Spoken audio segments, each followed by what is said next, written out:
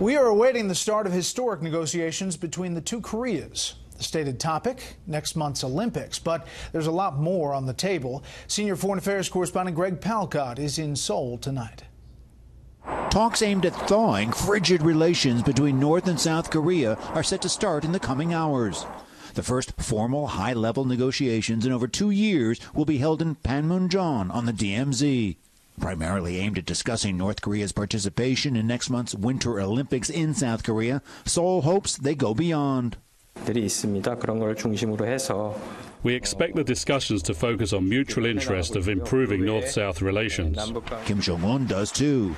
Ever since his New Year's message, he's been talking up closer ties with the South, while keeping his missiles trained on the U.S. Some fear the North is trying to drive a wedge between the South and the U.S., or that Seoul could give away too much.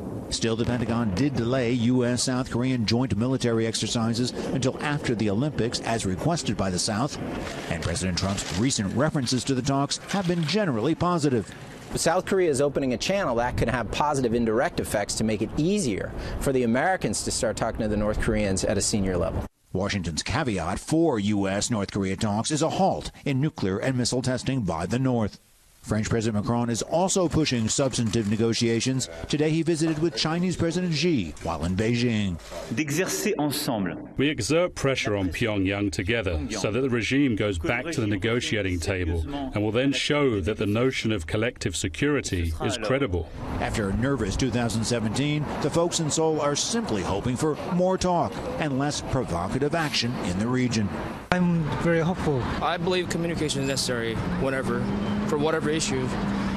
And even Trump is supporting the issue right now, from what I know. The word that we are now getting is that the South Korean delegation is approaching the DMZ. The session is set to begin in 90 minutes' time. By the way, Kim Jong-un's birthday was on Monday. It remains to be seen whether we'll get any belated birthday presents from this foray into diplomacy. Brett. Greg Palkot live Tuesday morning in Seoul. Greg, thanks.